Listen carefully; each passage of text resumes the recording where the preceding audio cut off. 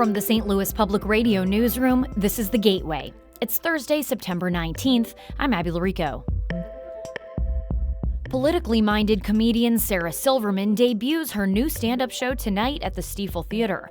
She says her approach to satirizing bigotry has evolved since her earliest work. The character was an ignorant, arrogant person, And then the irony was that the real me behind that was ignorant. St. Louis Public Radio's Jeremy Goodwin speaks with Silverman about her comedy. That's coming up after this news on The Gateway. A person believed to be responsible for threats of violence at East St. Louis High School was taken into custody Wednesday, according to a memo from the school district. Superintendent Arthur Culver wrote in a letter to families that no weapons were found on either the senior high school or Mason Clark Middle School campuses. The Belleville News-Democrat reports the search followed threats of violence posted to social media, sending the schools into a lockdown for much of the school day. Also Wednesday, threats of violence led to lockdowns at Cahokia High School and Southern Illinois University Edwardsville's higher education campus in East St. Louis. These are just some of the latest threats of violence posted to social media, disrupting class at schools across the St. Louis region since the start of this school year. Francis Howell School Board members could vote today on a proposal that would allow hate speech and false historical claims in educational material. As St. Louis Public Radio's Lauren Brennicke reports, board members for the St. Charles County District voted to ban that content last month. School board members in August voted for a policy amendment that banned hate speech and false information from educational material. But Board Vice President Randy Cook wants to lift the ban. During the meeting last month, he said the policy would lead to viewpoint discrimination. Hate speech is a very broad term, means different things to different people. It's a very politically charged term in my view. Board member Stephen Blair wants to uphold the ban on hate speech.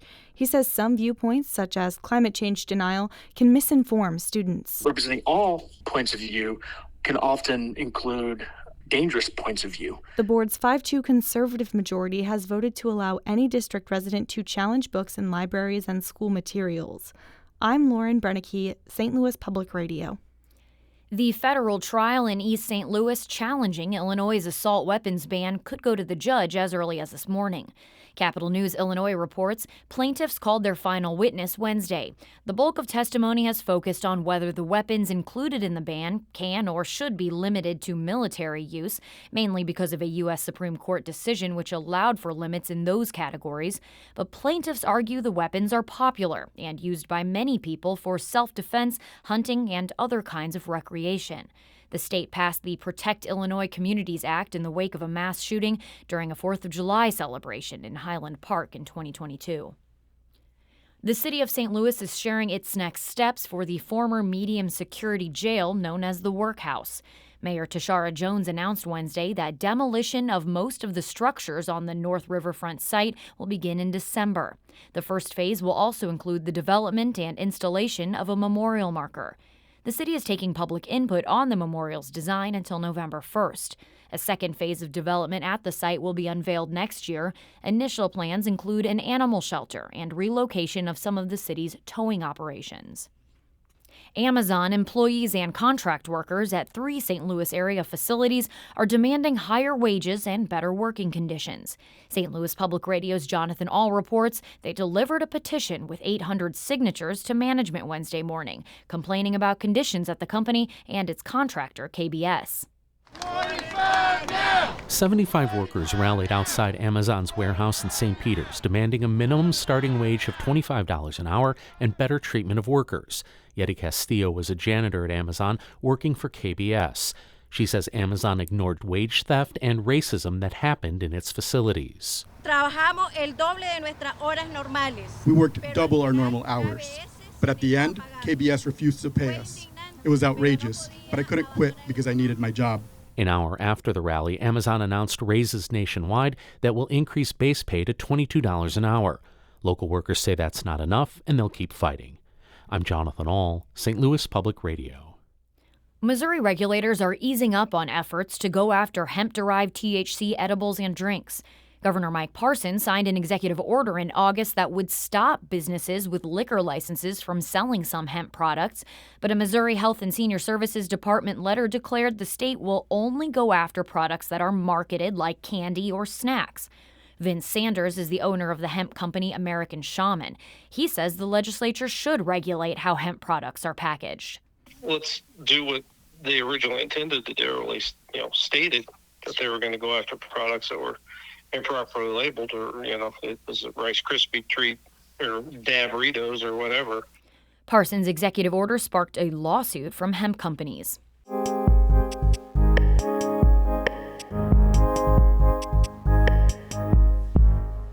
Comedian Sarah Silverman came to fame 30 years ago on the strength of a stand-up persona in which she made fun of bigotry by portraying a woman who was oblivious to her own. She's since honed a more personal style, finding humor in serious topics like illness and the Holocaust. Silverman launches her new stand-up show Post-Mortem at the Stifel Theatre tonight. St. Louis Public Radio's Jeremy Goodwin asked how the recent deaths of her parents influenced her new show. I promise it will be fun and ridiculous and inappropriate, but it's about death. The one guaranteed thing we have. How do you Rumpelstiltskin that into comedy? The one consistent thing with me is I've always kind of tackled the darkest reaches of humanity, and so I think this, it kind of started with speaking at my dad's funeral and eulogizing him and realizing there was a lot of funny stuff in it. All comics, they develop their sense of humor as a means of survival. And so processing death, especially big ones like this, it feels very natural to process it through stand-up. This isn't the come explain your jokes hour, but so much of your humor turns on that moment when the audience realizes we understand something that she's missing. Yeah, I certainly in my early years of comedy, it was very much the opposite of my true feelings or opinions, and that would come through. That means it's working. If the audience receives it, infers it in a way that it's meant. This is such a not funny interview. I'm sorry. I like breaking down comedy, but you're on public radio, Sarah. Yeah, right. This is how we do it. And I think, that dynamic of sort of the layers of irony that are involved was much more in the forefront in your earlier work. There was more character in it, and certainly it was purposefully at the time, racist, all the ists, really, because the character was an ignorant, arrogant person, and I felt like the truth would come through that, and at the time it worked. It's very hardcore and it does not hold up in today's world.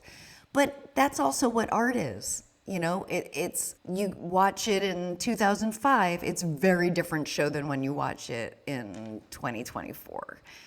I think the cultural shift that has happened over the course of your career, or one of them, is that I think it's broadly understood now that just as I can't go punch someone in the face and say, ha ha, wouldn't that have been crazy if I really meant that? Right. A white person cannot deliver a racist joke as an ironically neutral example of why racism is wrong and foolish. Completely. The world was bigger and I was way more ignorant. It's funny because the character was like this ignorant character that I could point to and go like, oh, get it? She doesn't understand, but it's okay because she says all these horrible things, but it's okay because it's a character, and really I'm like super liberal, and of course, blah, blah, blah. And then the irony was that the real me behind that was ignorant,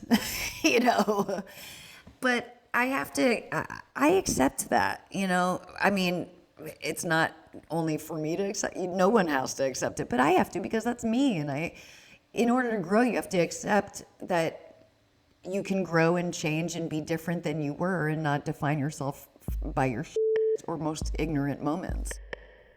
That was comedian Sarah Silverman, speaking with St. Louis Public Radio's Jeremy Goodwin. Our David Cazares edited that piece. The Gateway is a production of St. Louis Public Radio, a listener-supported service of the University of Missouri St. Louis. Music by Ryan McNeely of Adult Fur. You can hear more of Jeremy's conversation with Sarah at stlpr.org, or if you have a few extra minutes right now, here's some of their conversation on Judaism and mental health. even in 2024, one way to spot a comedian who comes from the Jewish culture is lots of references to the Holocaust and Hitler. And in Someone You Love last year, we got about 3 minutes in before you're deep into a Holocaust bit. So the girl can't help it. Homosexuals were made to wear pink triangles, and Jews had to wear yellow stars. Hold on a second. When was Lucky Charms invented? This cannot be a coincidence. There's no way. I'm not saying that Lucky Charms are Nazis, but I would be very interested in knowing what side of World War II General Mills was on. So it's an old observation to say that we Jews use humor to as a coping mechanism to deal with trauma.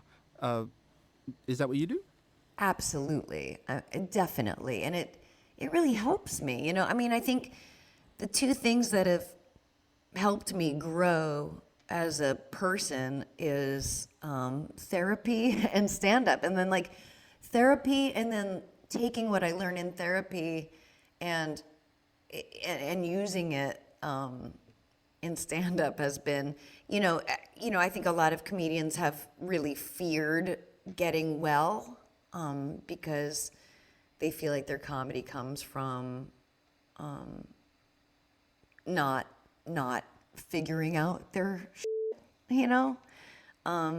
but I disagree. For me, I disagree. One, I'd rather be happy because I think we live just one time on this rock in outer space, and it's crazy not to figure out your joy. Your whole life should kind of be doing that, in my opinion. But to be able to utilize it and use it in poignant, ridiculous, and silly ways is really works for me.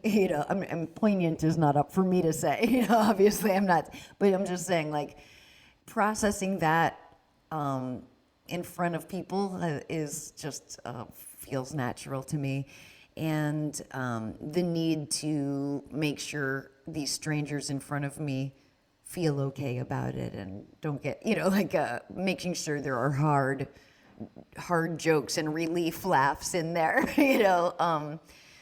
has just been my way of surviving.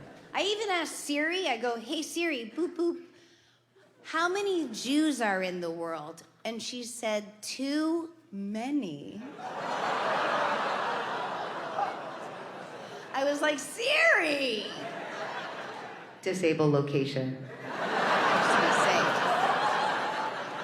Your identity as a Jewish woman has been so important to your onstage persona from the beginning. Sure. To even understand what it's about.